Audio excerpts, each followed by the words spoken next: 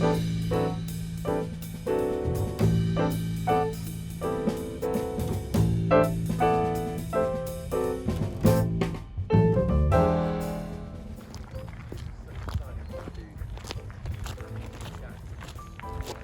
how's Louis? Wow. I like it up there. Looks like a Harris hawk to me. What? It looks like that Harris hawk that Dave had. Wait, travels close to the.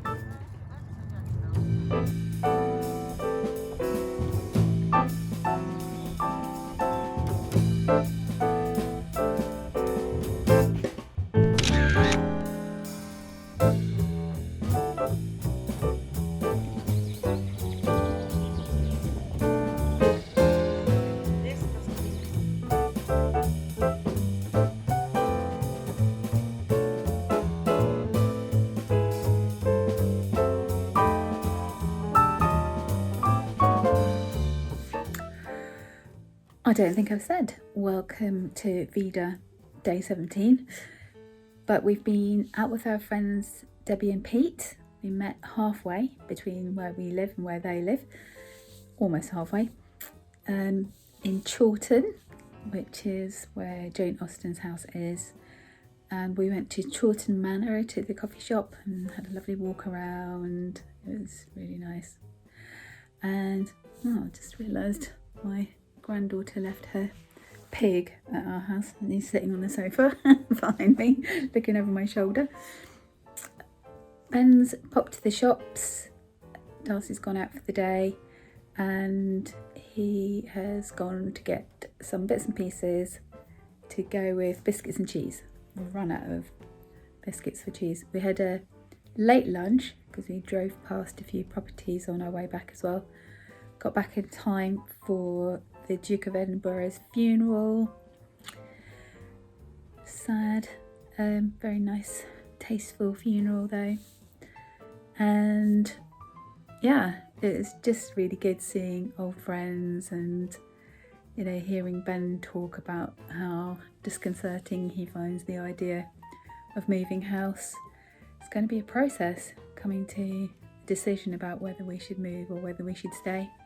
And then we also popped over to my dad's to remove some things because my brother is going to go and take a few photographs of some final things to sell on eBay, and also what is remaining for the house clearance people. So brought a few things back here. Don't know where we're going to keep them though, like massive family Bibles from almost 2 centuries. I'll have to show you those sometime. And I feel very tired now. Completely knackered. So yeah, see you tomorrow. Good morning everyone. Welcome to VEDA day 18. Starting with a car vlog. I usually can jam the phone into the little visor at the top, but I don't know why it's not holding. So I've got to hold on to it with my hand as well. I've just edited day 11 to 16. I'm very serious, aren't I? I don't really feel that serious about life. Let's make this more lighthearted.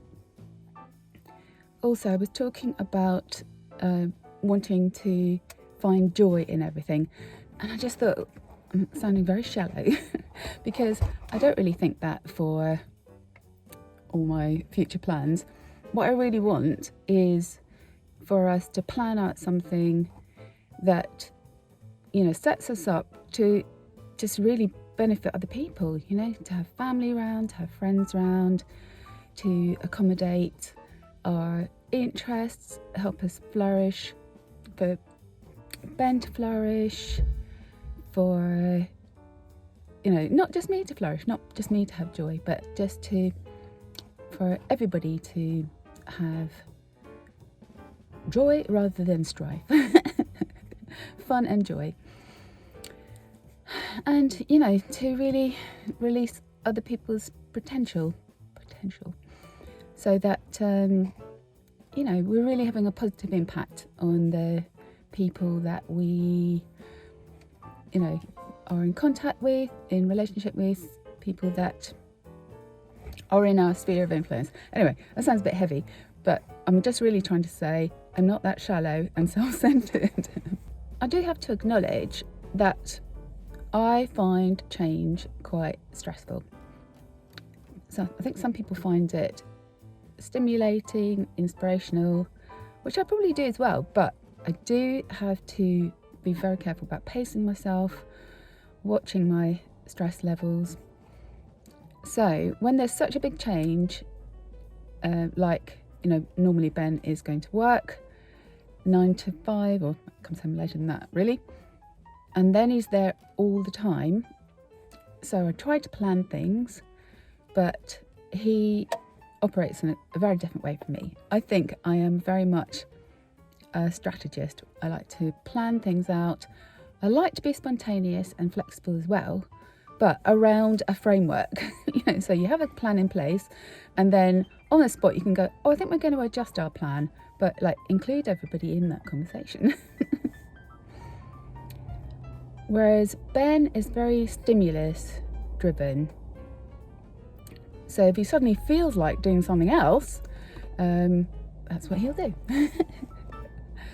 And neither are right, neither are wrong, but, you know, it's one of the challenges of being in a relationship, and it's part of life's rich tapestry as well. I wonder if this will hold because my arm is falling off. Ta-da! Okay. If it suddenly tumbles down, that's what it is. So I got up before everybody else this morning, as usual. Did a bit of journaling. I'm keeping 2 journals. I've got my bullet journal that is my kind of like plan, and then I've still got my other journal where I just like do a stream of consciousness. So I did a whole stream of consciousness and just thought, yes, I am more of a strategist, and that's okay. I can be the one that kind of provokes that kind of conversation in the family. So I really want to improve those skills, because that's what I do at work as well. And the challenge is being a leader in that. And I think keeping other people from getting too bogged down in the weeds, that's what I found at work. And I think that's what it was this week as well. You know, I've kind of got this like plan in mind, or I think we've got this plan in mind because we talked about it. You know, we talked about how if we're going to move, we need to do some sorting out things in our current house in order to put it on the market, and it wouldn't go amiss doing that anyway if we're going to stay. But then, you know, you get caught up in the weeds, as it were, so too hyper-focused on one thing and not seeing the big picture. So I just need to improve on those kind of skills of being a leader in that, enabling other people, releasing other people's potential, releasing the potential of the situation. So that's where I want to get to, and in my next session with my coach, that's what I'm going to do. So quite a few years ago, probably about 7 years ago, I started going for therapy, and that was because I wasn't managing my stress levels anymore, and learnt some really good techniques from her on how to manage stress and how to not get stressed in the first place, and what ways of thinking might be causing it. So that was very, very good. I think you call that psychodynamic therapy, where she like goes into all your history, or the therapist goes into your history, then helps you identify, oh yes, because you were brought up in that kind of environment with that kind of focus, that's why you think this way. And then she gave me all sorts of things to do with transaction analysis, where you then can reprocess all those things from your upbringing and develop what you believe. And that's something my dad used to say a lot as well. His kind of mantra was, I don't believe that, or do I believe that? No, or no, I believe this. So he had a very clear kind of adult voice. So you reprocess all the things from what you were taught as you were growing up, and also all the feelings about situations. So that's your child voice, whereas actually when you grow up, you don't have the same feelings about a situation, so you have to kind of remind yourself of that and rethink it. Like, no, I'm not threatened in this situation is safe, that sort of thing. Like, foghorns are not scary. A thing from my childhood, because we lived in Edinburgh, so you'd hear the foghorns in the night, and that was scary. Anyway, that's completely irrelevant. What was I talking about? I was talking about my therapist giving me tools. So then once I kind of felt like, yep, I'm on track, I know how to manage my stress levels, I've got the tools, I've been able to reprocess lots of stuff, I now kind of know what I think about stuff, I can stay calm in situations by remaining in my adult.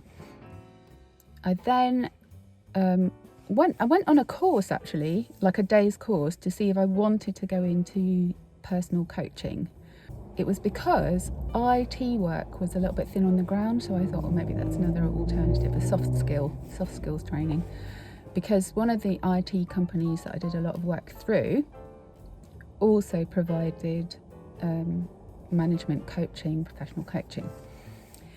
So I went on that course, and then I went on that day, and then I started doing the training, but wasn't really feeling it. But I had been at a dinner party where these friends had invited some other friends that we vaguely knew, and she is a coach.